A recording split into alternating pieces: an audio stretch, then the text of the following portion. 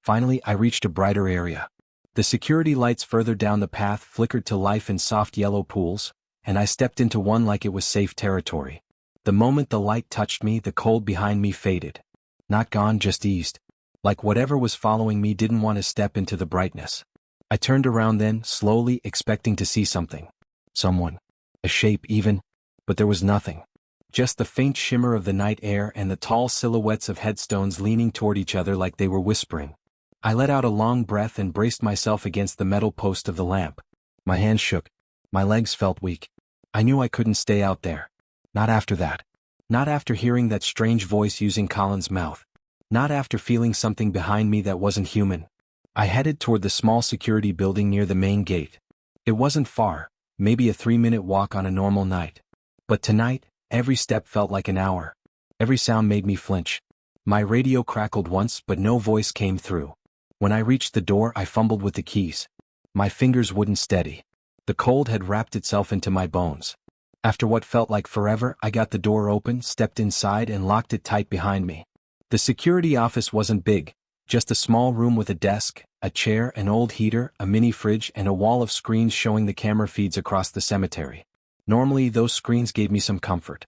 Tonight, the sight of them made my stomach twist. On the center monitor, the old oak tree was visible, lit by one of the far lamps. The ground beneath it looked untouched. No disturbed soil. No footprints. No figure. Nothing that could prove anything had happened. That wasn't surprising. Most strange things in this place didn't show up on camera. The heater hummed weakly and spilled warm air across the room, but it wasn't enough to fix the chill sitting deep in my chest. I sat down and tried to think. What had touched me? Why did the lights go out? And what was Rule 12 supposed to mean if it didn't exist? I pulled the laminated sheet of rules from my jacket. The corners were worn from how often I checked it. 11 rules. Clear. Simple. Strange but solid. I read them again, hoping maybe I'd see something new in them. Something I'd overlooked. But there was nothing. No hidden message. No faded text. No space where a 12th rule might have been. Still, the thing had spoken about it like it was real. Like I was supposed to know it already. I set the sheet down and stared at it for a long moment. The silence in the room pressed in around me. Even the heater seemed to fade to the background. A soft noise broke the quiet. Not a thud. Not a footstep. More like a faint scratching.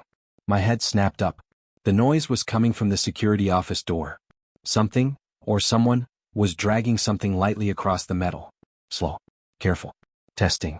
I stayed perfectly still. The scratching continued once, twice, then stopped. Just when I thought it might be over, a soft tap followed. 3 tiny knocks, spaced evenly. I swallowed hard. I knew the knocking wasn't normal. After everything I'd seen, I knew better than to answer it. But this tapping wasn't threatening. It wasn't frantic or harsh. It sounded almost friendly, like a polite request. That somehow made it worse. Another knock. Slightly louder. No, I whispered to myself. No, I'm not opening that. The knocking stopped immediately. The silence that followed felt heavy, like someone was standing right outside, listening. I forced myself to breathe slowly. Whatever was out there wouldn't break the door. Nothing had ever physically tried to get inside before. The rules, the grounds, the strange balance of the place, it all kept things contained in their own way. Or so I hoped. I turned my attention back to the monitors, hoping for distraction. That's when I saw movement on camera 4, the one facing the center path. A small, dark figure was standing between 2 headstones. At first, I thought it was an animal. But as the camera adjusted, I saw it wasn't. It looked like a person. But small. Short. A child maybe wearing dark clothes. They stood completely still, facing away from the camera. My breath hitched. There were no children allowed on the grounds. Ever. Not even during the day. Before I could look away, the figure's head turned slightly, just enough that I could tell they weren't looking at the graves. They were looking at the security office. At me. I checked the next camera down the path. The figure was there too, closer. Another camera. Closer still. Each feed showed them standing a few feet nearer, even though they weren't moving on any camera. They were just appearing. Switching positions like someone flipping pages in a book. I backed away from the screens. My heartbeat thudded in my ears. Then camera 1 flickered. The figure now stood just outside the office door. I felt icy air seep into the room even though the door was locked tight. As if the cold followed them like a shadow. Another knock sounded. Soft. Patient. My eyes went to the rules again. Rule 7 jumped out at me. If a visitor arrives during the night, do not let them in. Do not speak to them. Do not acknowledge their presence. My breath trembled. The knocking came again, gentle, almost hopeful. I'm not opening it, I whispered, though the words sounded small. The knocking stopped. But the cold stayed. I stared at the screens, waiting for the figure to leave, to fade away, to disappear like most things eventually did. But they didn't. They stayed right where they were. Waiting. And then, slowly, the doorknob began to turn. The doorknob turned only a fraction, just enough for the metal to click softly, then stopped. Whoever, or whatever, stood on the other side wasn't trying to force their way in. It felt more like they wanted to see if I'd react. Testing me. Waiting for me to break one of the rules without realizing it. My breath fogged the air in front of me even though the heater was still humming. The cold wasn't coming from inside. It was leaking through the cracks of the door, following the presence outside like an invisible mist. I backed up until I hit the desk behind me, the edge digging into my spine. I kept my eyes locked on the doorknob, terrified it might begin to turn again. But it didn't. Instead, the child-sized figure on the camera feed slowly tilted their head, like they were listening for something. The way their shadow stretched across the ground didn't match the angle of the lights. It bent upward, almost reaching for the door. Another rule flashed in my mind. Rule 4, if you feel watched, do not acknowledge it. I kept my gaze on the monitor anyway. Maybe that counted as acknowledging it, maybe not, I wasn't sure. But I couldn't look away. Not when the figure outside took a slow, unnatural step backward. Not away from the office, just back into the darker part of the path where the camera struggled to focus. They didn't vanish. They didn't fade. They just stood in that dim space, still facing the door, still waiting. But now their shadow, it was gone. As if the light refused to touch them anymore. My breathing finally steadied enough for me to move. I reached for the radio on the desk and pressed the button. "Collins?" I said quietly. "Are you there?" Static answered me. No voice. Not even a crackle that sounded like words. Just empty noise. I tried again, switching frequencies, even calling out the names of the 2 groundskeepers who worked in the mornings. Nothing. It was like the radio waves were hitting a wall. I set it down and rubbed my hands together, trying to warm my fingers. The cold had gotten into my skin, deeper than normal. I remembered the old caretaker, before Collins took over. I'd only met him once on a day shift before he retired. He'd looked tired, like someone who'd been carrying heavy stories in his eyes for too long. He'd said something strange to me back then, something that didn't make sense until now. You'll never fear darkness the same way after you realize it listens. At the time, I thought he was just trying to spook the new guy. Now, it felt like advice I should have taken seriously. The figure on the screen moved suddenly, not closer but sideways. A strange, jerky movement like someone had pulled them in one direction too fast. Their heads stayed tilted as they shifted between 2 gravestones. The shadowless outline clung to the camera's view like it didn't want to disappear. But it didn't approach the office again. It was waiting for something else. Or someone else. I tried to focus on anything that would help me understand what was happening. The rules. The strange behavior. The figure wearing Collins. The thing that touched my shoulder. The newly disturbed grave under the oak tree. None of it connected cleanly, but the pieces felt like they belonged to the same puzzle. Something was waking up in the cemetery. Something that didn't follow the usual patterns. A soft chime cut through my thoughts, the kind that came from the motion sensors around the northern fence. The screen flickered, showing movement between 2 tall monuments. This time the shape was different. Taller. Slower. More human in its posture. It stepped into view and I felt my chest tighten. It was Collins. Or at least it looked like him again. Same jacket. Same build. Same tired posture. But he wasn't walking normally. His movements were too smooth, like his feet barely touched the ground. His arms hung loosely at his sides, swinging only when the rest of him moved. He wasn't swaying like someone in a trance or staggering like someone injured. He was gliding. The lights above the path flickered as he passed beneath them, bending around him like they were trying not to shine on his face. Each time the camera tried to focus on it, the image blurred just slightly, as though whatever was inside him didn't want to be seen. A small twist of fear curled in my gut. Rule 8. If a familiar person appears at night in a place they shouldn't be, do not approach. They are not who you think they are. My eyes stayed glued to the monitor as Collins, or the thing inside him, continued down the path, heading straight toward the old oak tree. The tree I had just seen, untouched on camera. The tree where something had stood earlier wearing his face like a mask. Maybe it wasn't leaving. Maybe it was returning. The childlike figure from earlier hadn't moved. But as Collins approached the oak tree, the small figure's head turned sharply in his direction. Not like a human noticing something. More like a creature snapping toward a sound only it could hear. My breath caught. Something was happening between them. The screen flickered. One frame, Collins standing at the base of the tree. Next frame, the childlike figure suddenly closer, facing him directly. Next frame, the shadows beneath the tree expanding like spilled ink. The cameras went black for half a second. When they came back, Collins was gone. The smaller figure stood alone under the tree, looking up at its branches. I pushed the chair back, the legs scraping loudly against the linoleum. My heart hammered in my ears. Nothing in this place ever happened that quickly. Nothing moved like that. Nothing switched places in a blink. Something was changing the rules. The thought made my skin crawl. A faint ringing sound buzzed beside me. For a moment, I didn't understand where it was coming from. Then I realized, it was the landline phone mounted on the wall. The one that almost never rang. The one connected only to two places, the main office during the day and the caretaker's cabin on the far edge of the property. But there was no one in the caretaker's cabin tonight. It had been empty for months. The phone rang again. I stared at it, throat tight. It wasn't loud, but it felt heavy, like the sound vibrated through the walls. I didn't want to answer it. Every part of me screamed not to. But the longer I hesitated, the louder the ringing felt, like it was pulling me toward it. Finally, with a shaking hand, I picked up the receiver and held it to my ear. For a moment, nothing. Then a voice whispered, soft and strained. "Daniel, don't follow any new rules." My blood went cold. That it was Colin's voice.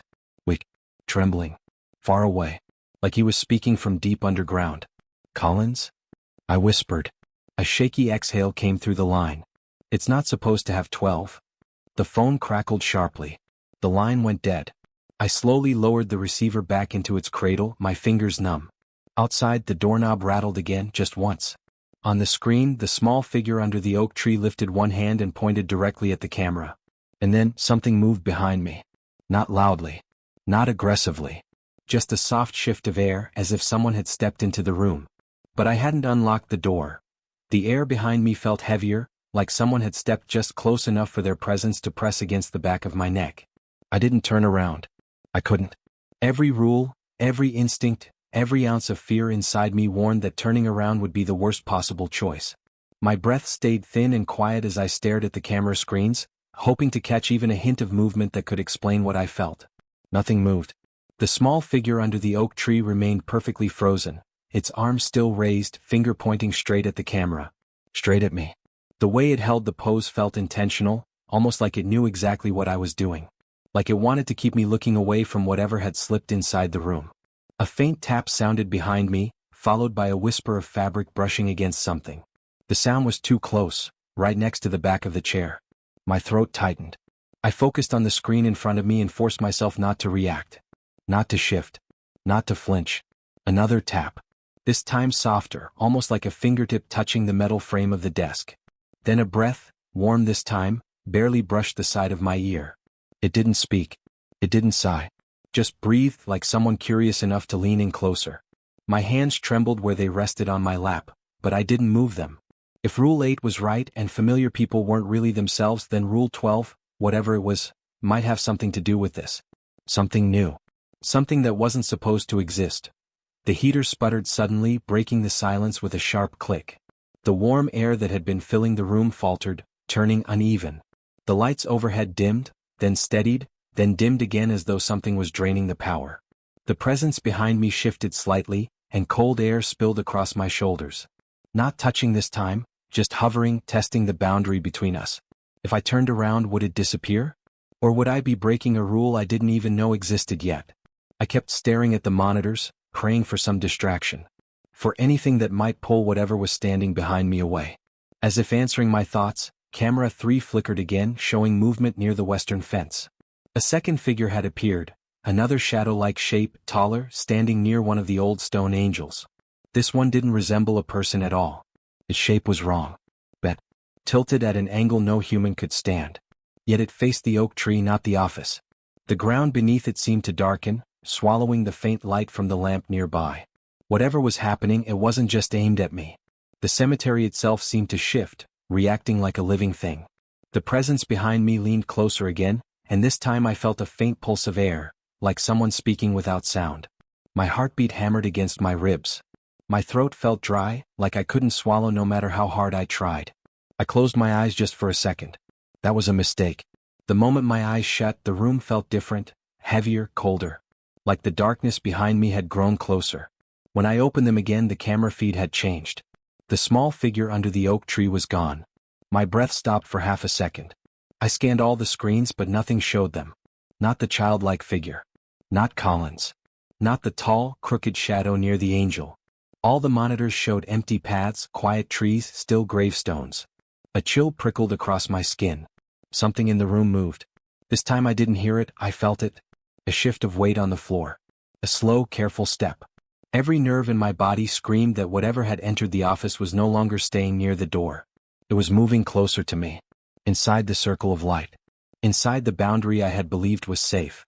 The wind moved through the cemetery in slow, uneven breaths, like the night itself was thinking. I held my flashlight tighter as I stepped around the corner of the tool shed, half expecting that same soft clicking sound to start again. Everything was quiet for a moment, too quiet. Even the crickets had gone silent, like they were waiting with me, unsure of what might happen next.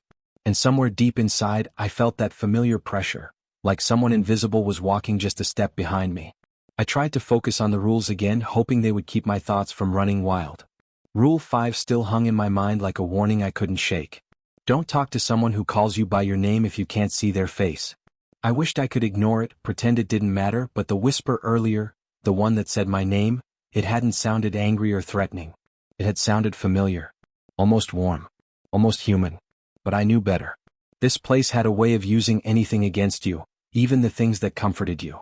I walked down the narrow gravel path that led toward the older section of the cemetery.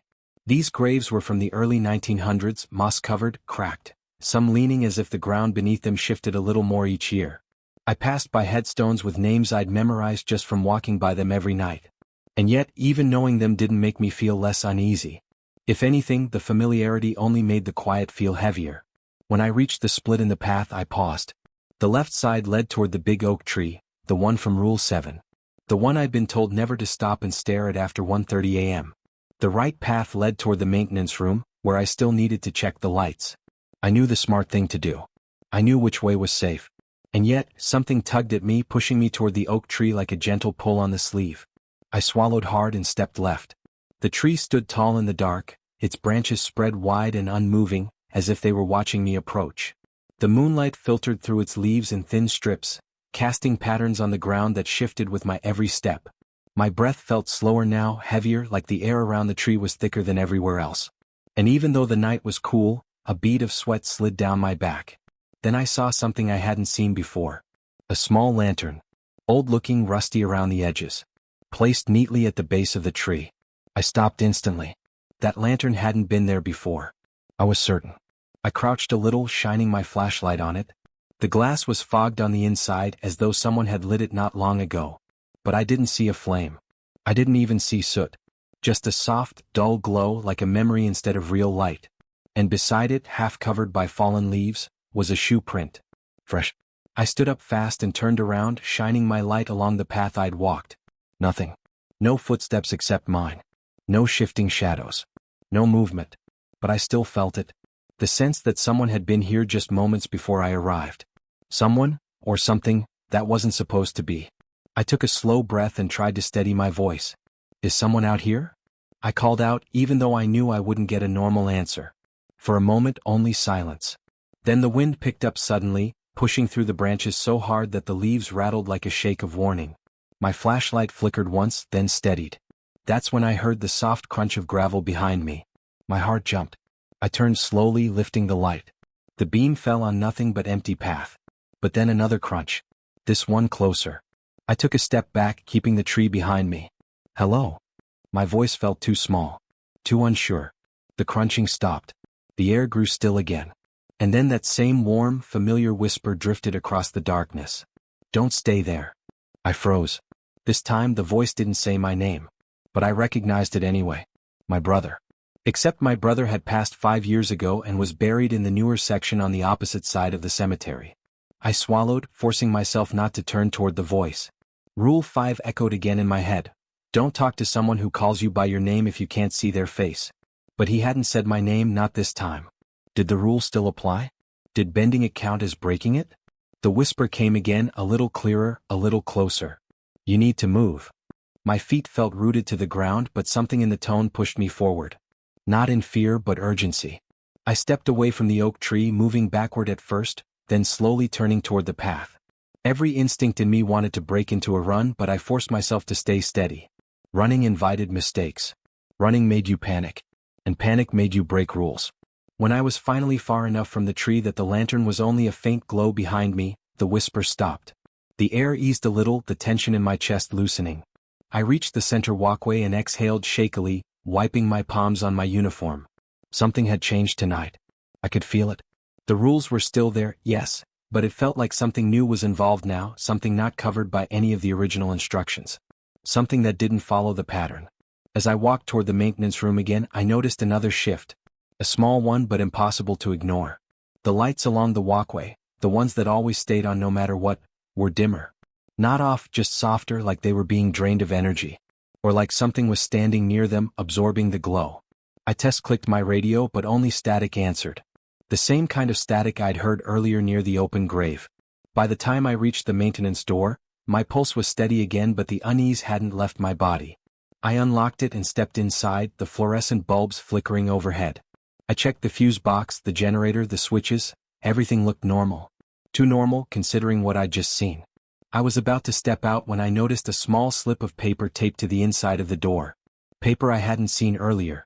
My name wasn't written on it, just 3 words in shaky handwriting. He's not alone. My stomach dropped. Who was he? And worse, who had written this? Before I could think more, I heard something shift outside. Slow, steady, dragging across gravel like someone walking with uneven steps. The sound grew louder. Then it stopped right outside the door. And the doorknob began to turn.